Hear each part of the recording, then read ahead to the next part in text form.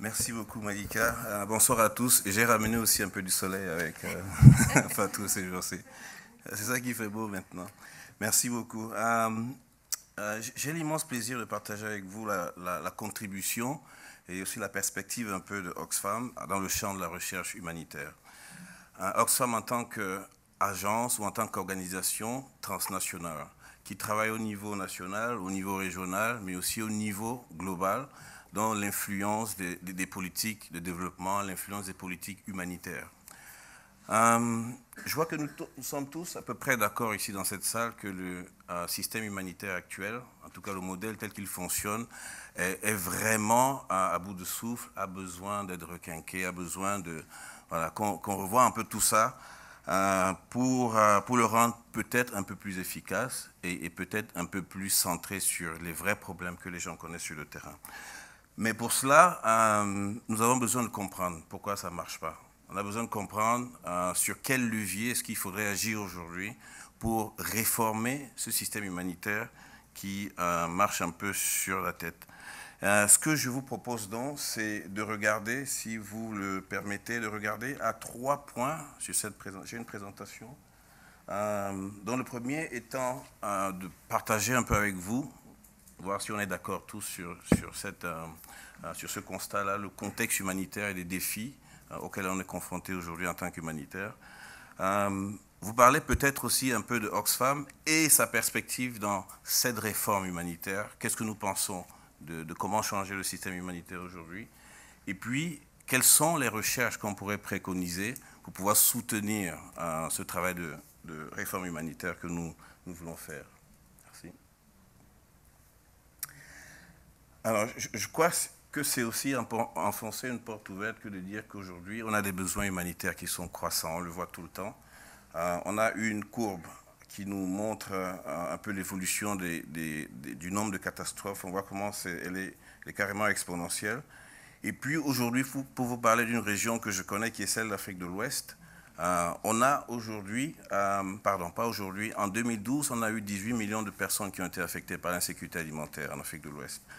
Et en 2014, on a 20 millions, d'après OCHA, qui sont menacés encore par l'insécurité alimentaire.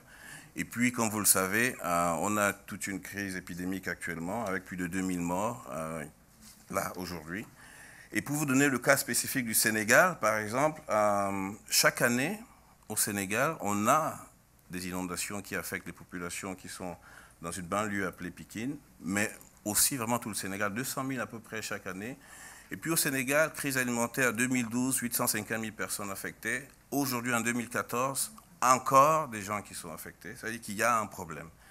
Et ce problème-là vient peut-être aussi de ce constat que nous, je pense, posons tous aujourd'hui, c'est qu'on a un système humanitaire qui est inefficace, finalement.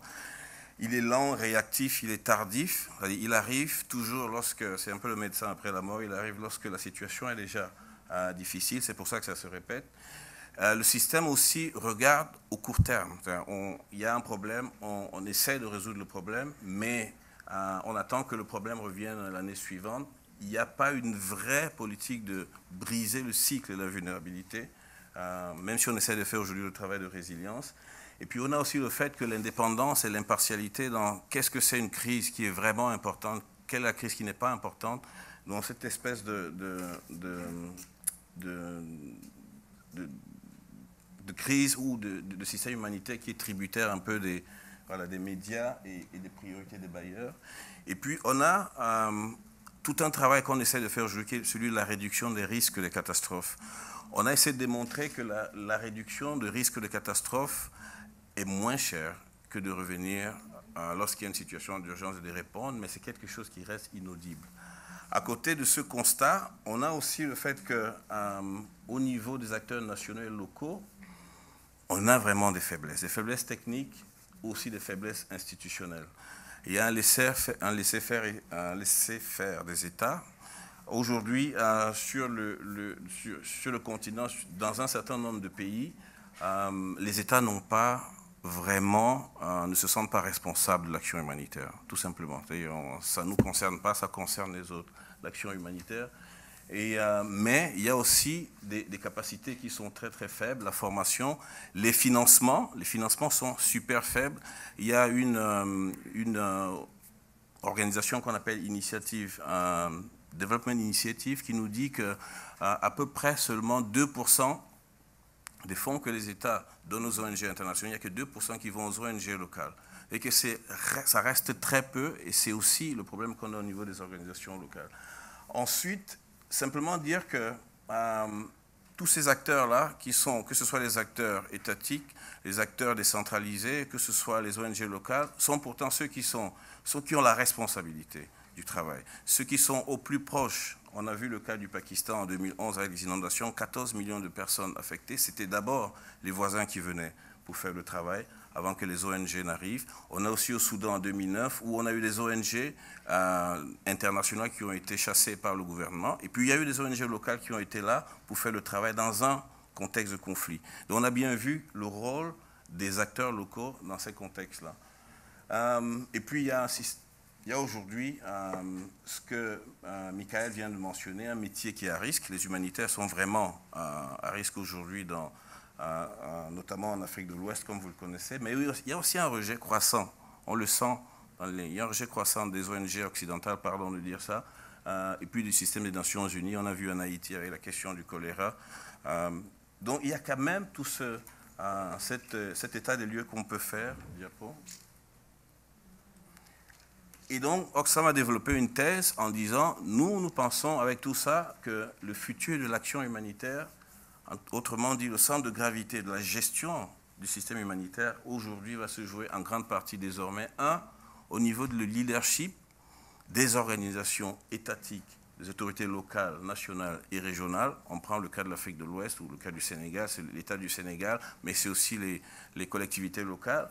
Mais au niveau régional, c'est aussi, par exemple, la CEDEAO qui a un rôle à jouer dans tout ce qui est gestion des catastrophes.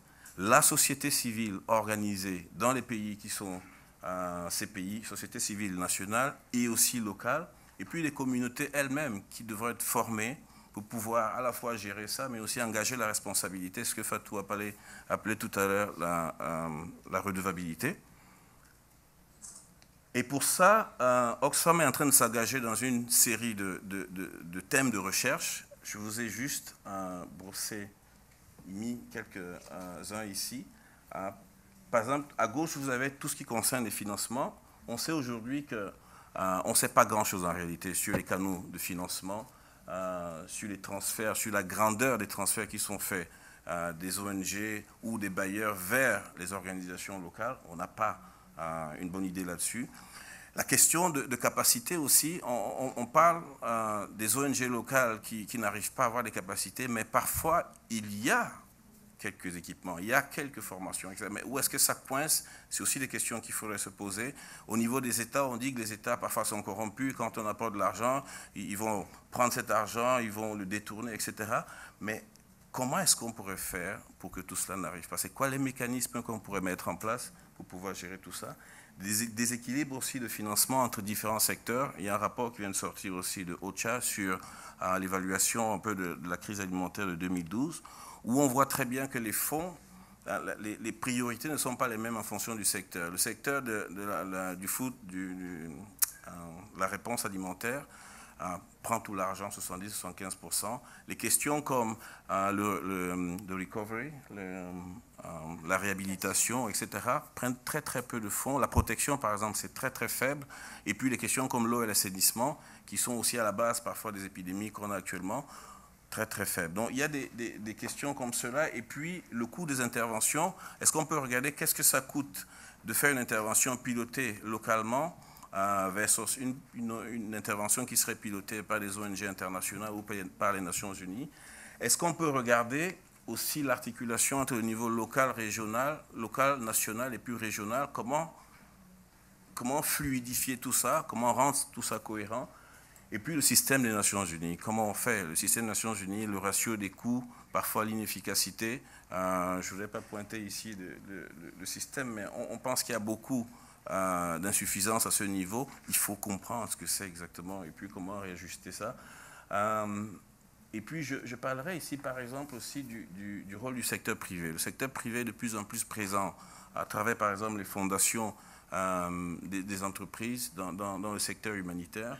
Mais il faudrait peut-être comprendre comment ce secteur privé pourrait aider à mieux avoir des réponses humanitaires plus efficaces à travers, par exemple, leurs responsabilités sociales des entreprises. Comment est-ce qu'on utilise ça? Comment est-ce qu'on discute? Comment est-ce qu'on converse, on dialogue avec le secteur privé? C'est aussi un aspect qu'il faut regarder. Et puis, par exemple, les financements locaux. Financements locaux, on attend que lorsqu'il y a une catastrophe dans un pays du Sud, on attend que les financements viennent du Nord. Mais il y a aussi des financements qui peuvent être trouvés au niveau du Sud. Comment on regarde à ces financements-là innovatifs, des financements qui peuvent provenir localement, parce que c'est aussi plus rapide, parce qu'on peut répondre rapidement.